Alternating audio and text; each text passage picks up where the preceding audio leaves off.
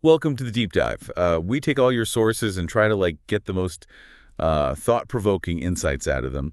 Today we are diving into the world of Gregg Braden. He's a scientist and author, kind of looking at the intersection of science, spirituality, and human potential. Hi, and I'm Zara Moon. Welcome to the show. Hi, I'm Jay Card. I'm really excited about this one. We got a stack of Braden's interviews, lectures, and it is some seriously mind-bending stuff. It is, and one of the things that struck me is just like how much Braden emphasizes the speed that technology is advancing at. He points out that human knowledge used to double every 25 years back in 1945. Right, and now it's every 12 hours. I mean, that's incredible, but also a little bit unnerving. Makes you wonder if we're really ready for all the implications of this progress. Yeah, exactly.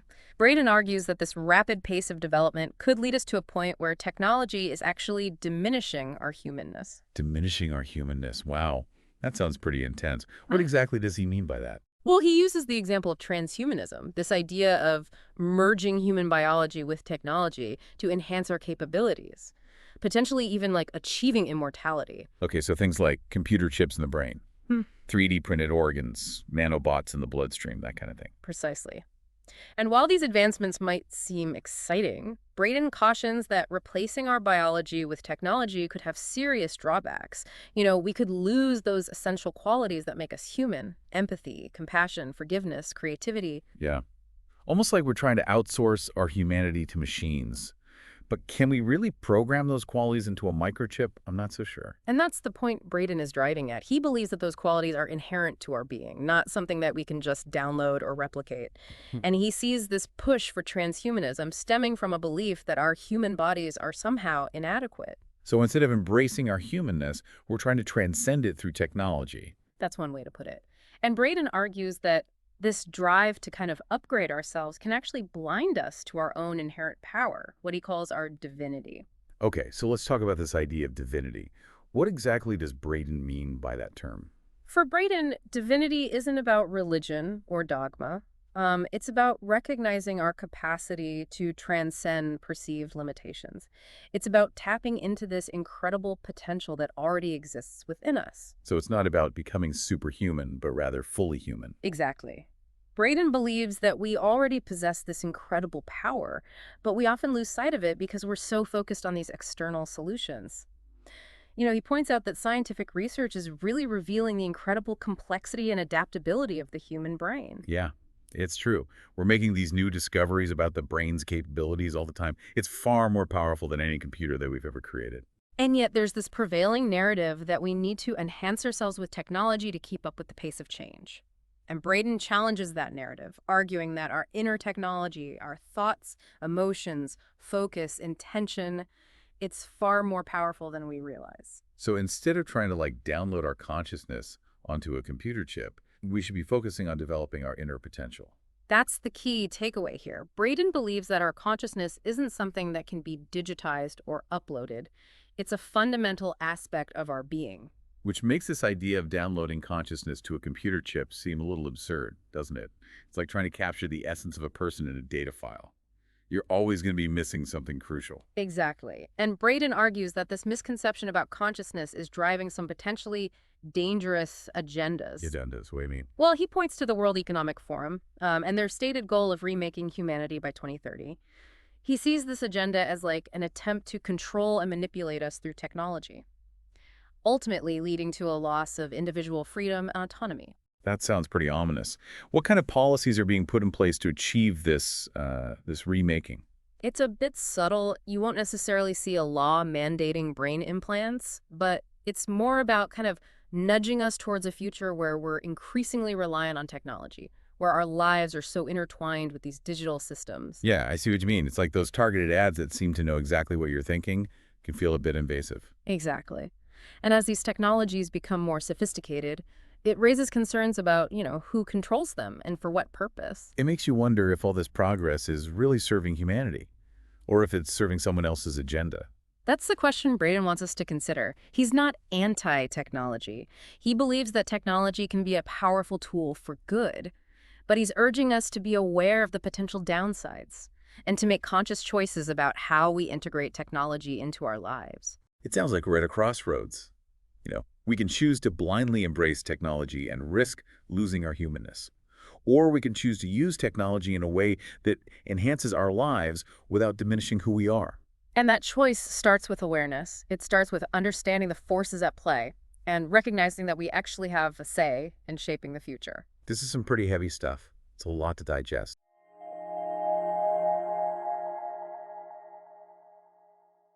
Hey, are you enjoying this podcast so far? If you are, would you kindly subscribe, like, and share our channel? We would appreciate your support to help us grow and thrive so that we may broadcast more extraordinary stories. Thank you for listening to Mystic Podcast Cruise. And now, back to our program. So where do we go from here? What can we do as individuals to navigate this complex landscape? Braden suggests that we need to start by reclaiming our power. We need to remember who we are, recognize our inherent worth and potential, and start making choices that align with those values. I like that. Reclaiming our power. It's a good reminder that we're not just passive consumers in this technological revolution. We have agency. We have a choice. And that choice starts with awareness. But how do we cultivate that awareness? What are some practical steps we can take? Well, that's a great question, and something we'll be exploring more in depth as we continue our deep dive. But one key piece of advice Braden offers is to cultivate our inner technology. Our inner technology. Intriguing. Tell me more about that. It's about tapping into those innate human capacities we were talking about. Our intuition, our emotional intelligence, our ability to connect with something larger than ourselves. So instead of relying on external technologies to solve all our problems, we should be focusing on cultivating these internal resources. Exactly.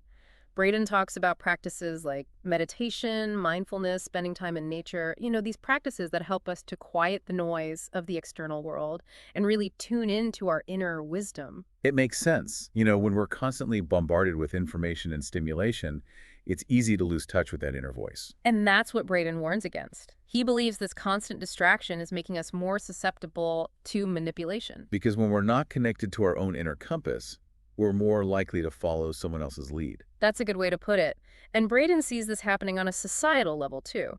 He argues that we're becoming increasingly dependent on technology to think for us, to make decisions for us. And that can be dangerous. Right. Because it means we're giving away our power, our autonomy. Precisely. Braden believes that true empowerment comes from within. It comes from cultivating our inner strength, our resilience, our capacity for critical thinking. So it's not about rejecting technology altogether, but about using it consciously, intentionally, as a tool to enhance our lives rather than control them. That's the key. It's about finding that balance, that sweet spot where technology supports our human evolution rather than hindering it. Which brings us back to this idea of remaking humanity. Braden seems pretty skeptical of that agenda. Do you think there's any merit to it? I mean, couldn't you argue that technology has the potential to solve some of the world's biggest problems? That's a valid point. And Braden acknowledges that technology can be a powerful force for good. He uses the example of renewable energy technologies that are helping to address climate change. Right. So it's not inherently good or bad. It's all about how we use it and what our intentions are. Exactly. And that's why Braden stresses the importance of discernment. He encourages us to question these narratives we're being fed about technology, to look beyond these shiny promises and consider the potential consequences. So it's not about being anti-technology, but about being pro-humanity. I like that. Pro-humanity. Because at the end of the day, that's what it's all about. It's about preserving those qualities that make us unique, those qualities that connect us to each other and to something larger than ourselves. And those qualities aren't something we can just download or replicate. They're cultivated through lived experience, through connection, through compassion. Precisely. And those are the qualities that will ultimately guide us towards a better future, a future where technology serves humanity, not the other way around. It's a powerful vision. But I have to admit, it can feel a little daunting sometimes. Like, where do I even begin? How do I reclaim my power in a world that feels so chaotic and complex? That's a question we all face. And Braden offers some practical advice. He talks about the importance of slowing down, of disconnecting from the digital world and reconnecting with nature. I've been trying to do that more lately. I've actually started taking walks in the woods every morning. It's amazing how much it helps to just clear my head. It's those simple practices that can make a world of difference. Braden also emphasizes the power of community. of connecting with like-minded individuals who share our values. It's true. There's strength in numbers. When we surround ourselves with people who support our growth and evolution, it becomes easier to stay grounded and focused on what really matters. And speaking of staying grounded, Braden has some fascinating insights about the human body and its connection to consciousness. Okay, I'm intrigued. Tell me more. Well, he points out that our bodies are these incredible antennas constantly picking up information from the environment.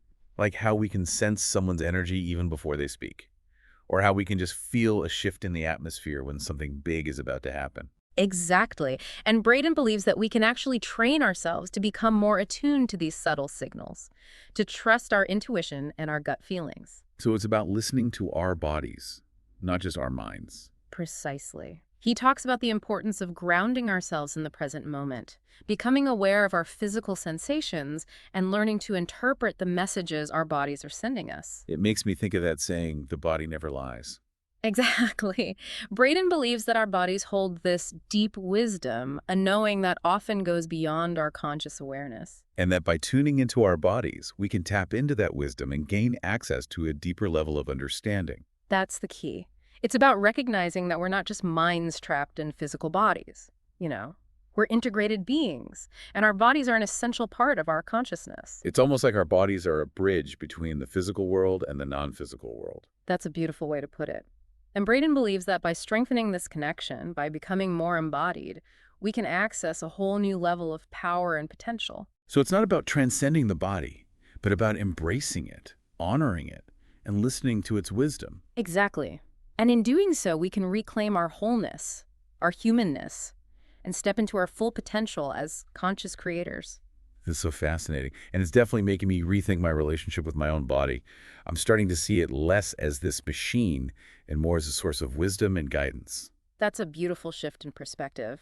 And it's really at the heart of Braden's message. He's inviting us to remember who we truly are.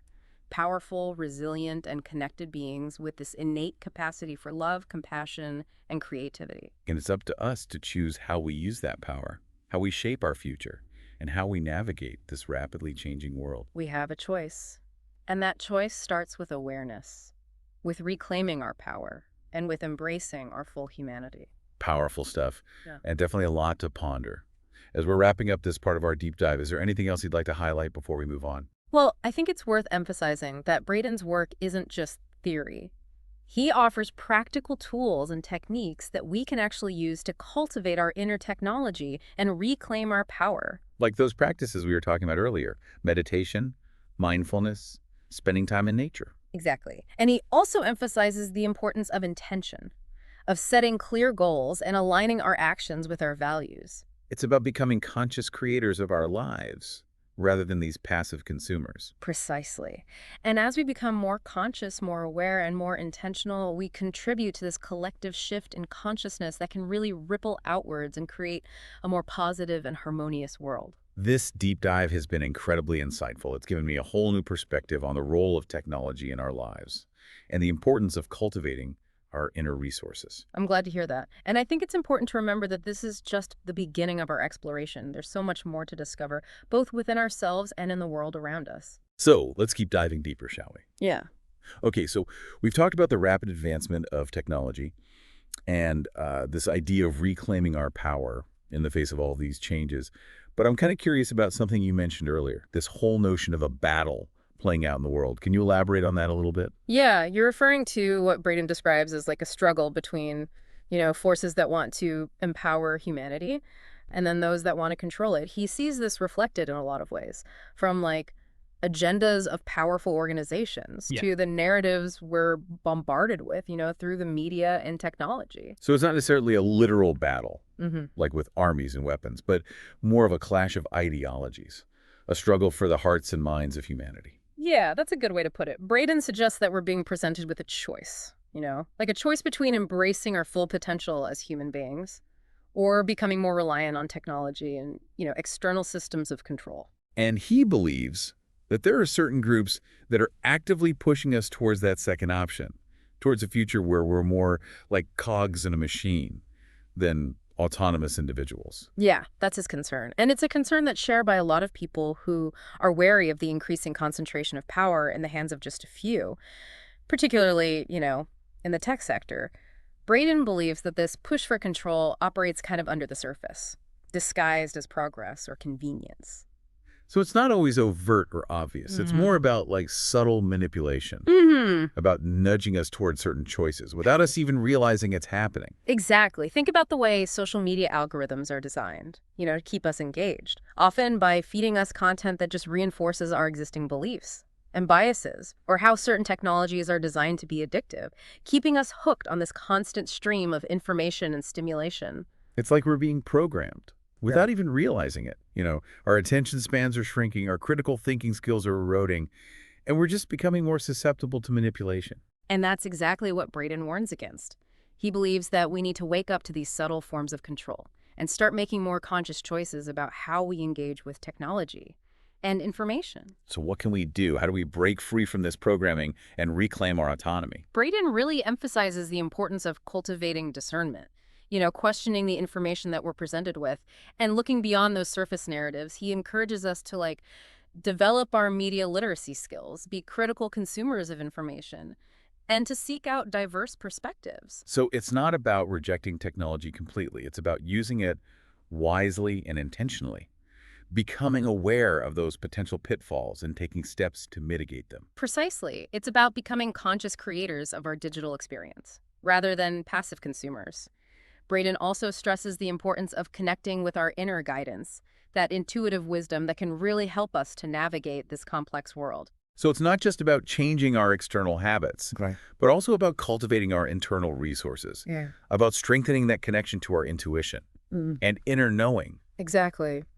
And Braden suggests that practices like meditation, spending time in nature, engaging in creative pursuits, those can all help us to strengthen that connection and access a deeper level of wisdom. It's about finding that balance Mm. between the inner and the outer, between engaging with the world and retreating into our own inner sanctuary to kind of like recharge and reconnect. That's beautifully put.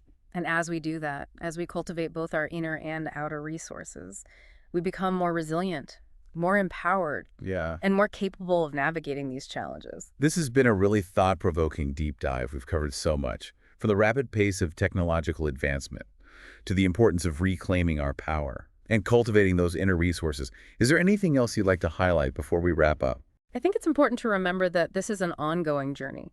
It's a process of awakening and evolution. There's no finish line, no point at which we've arrived. It's about staying curious, staying engaged, and continuing to explore, both within ourselves and in the world around us. And remembering that we're not alone in this journey. There are tons of other people out there who are also trying to create a more conscious, compassionate, and sustainable world. By connecting with each other, sharing our insights, and supporting each other, we can really amplify our efforts and create a powerful ripple effect. Beautifully said. And remember, each of us has a role to play in shaping the future.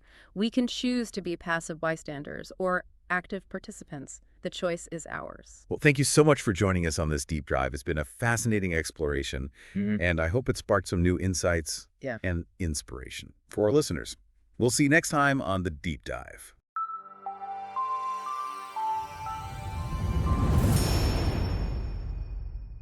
Thank you for joining us on this episode of Mystic Podcast Cruise. If you enjoyed today's story, give this video a thumbs up and share it with others who love uncovering life's mysteries. Be sure to subscribe to our channel and hit the notification bell so you never miss an episode. Your support helps us continue bringing you captivating stories about the unknown, the mystical, and the extraordinary. Until next time, stay curious, stay open, and keep cruising through the mysteries of life with us here on Mystic Podcast Cruise.